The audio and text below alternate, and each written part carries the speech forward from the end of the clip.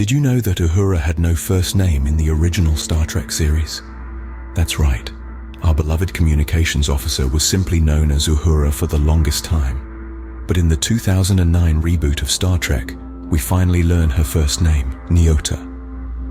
This wasn't the first time, however, that she was referred to as Nyota. The DC Comics Who's Who in Star Trek already gave her this name. But for the on-screen universe, it was the first time that Uhura was given a full identity.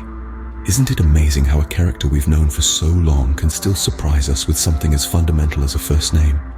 It's one of the reasons why Star Trek continues to captivate us, revealing new facets of characters we thought we knew. So it took almost 50 years for Uhura to get a first name. Ever wondered where the famous Spock neck pinch came from? Well, buckle up, because the story behind it is as fascinating as the move itself. Let's take a trip back in time to the episode The Enemy Within. Here, Spock was initially scripted to knock out the evil Kirk by hitting him over the head with the butt of a phaser. Sounds pretty straightforward, right? But Leonard Nimoy, the actor behind the iconic Spock character, thought otherwise. Nimoy wanted something more interesting, something that would be uniquely Spock, a signature move, if you will. So, Nimoy dove deep into the character's background, seeking inspiration for this new action. You see, Spock is a Vulcan, a species known for their physical strength and mental prowess. But more than this, Vulcans are a hand-oriented people, often using intricate hand gestures to communicate or to enact their unique abilities. This detail about Spock's heritage sparked an idea in Nimoy's mind. What if Spock could incapacitate his foes using just a hand gesture, a simple touch? And so, the Spock neck pinch was born. Nimoy conceived it as a move where Spock would pinch a pressure point on his opponent's neck, rendering them unconscious. It was a non-violent yet effective method, perfectly suiting Spock's logical and peace-loving nature. The Spock neck pinch quickly became a hallmark of Star Trek, a testament to Nimoy's dedication to his character. It was a move that was uniquely Spock, something that set him apart from the rest of the crew, and it was a move that fans loved, adding to the mystique and allure of the Spock character. And that, folks, is how the famous Spock neck pinch came to be. A perfect blend of creative thinking and character understanding. It's a shining example of the depth and detail that went into creating the world of Star Trek. So, the next time you see Spock effortlessly dropping an enemy with a swift pinch, remember the thought and creativity that brought this iconic move to life. Did you know that a Monkeys band member influenced a Star Trek character? Now that's a trivia nugget worth sharing at your next dinner party. As the Star Trek universe started to gain traction and build its loyal fan base, another sensation was taking the television world by storm, and it was about as far from the final frontier as you could get. We're talking about the Monkeys, a chart-topping band that had its own television show. At the heart of the Monkeys' success was their lead singer, a charismatic and charming young man named Davy Jones. His youthful energy and distinctive style caught the attention of many, including a certain Gene Roddenberry. Roddenberry, the creative genius behind Star Trek, saw something in Jones that he wanted to capture for his burgeoning space opera. Enter Pavel Andreevich Chekhov, the youngest crew member aboard the Starship Enterprise.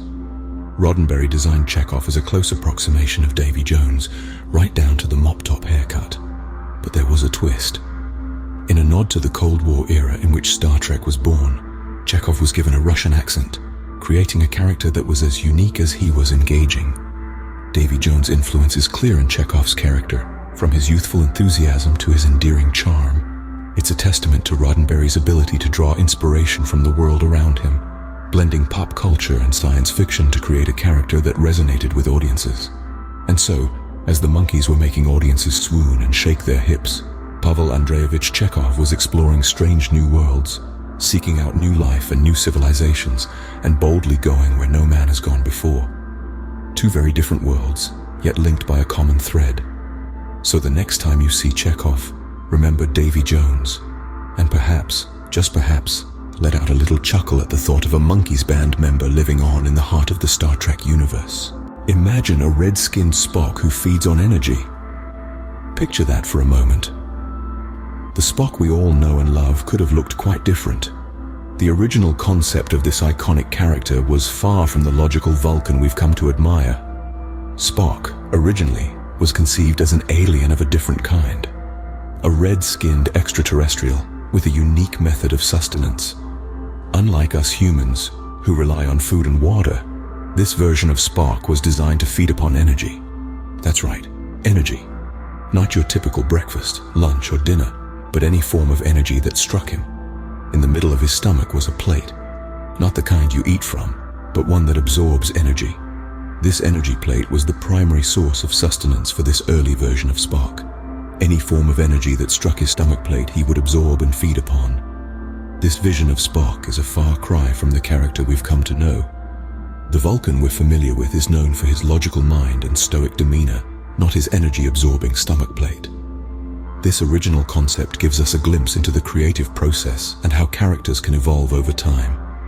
From this energy-absorbing alien to the Vulcan first officer aboard the USS Enterprise, Spock's journey is a testament to the fluid nature of character creation. It's a process of exploration, refinement, and sometimes radical change.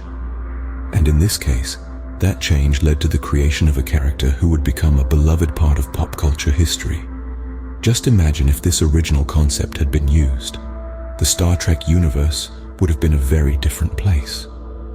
A red-skinned Spock feeding off energy would have certainly added a unique twist to the series. But would he have been as endearing? Would he have resonated with audiences in the same way? Luckily, the Spock we know and love turned out a bit different, didn't he? A Vulcan, yes, but one with a logical mind, a calm demeanor, and a stomach that doesn't double as an energy plate.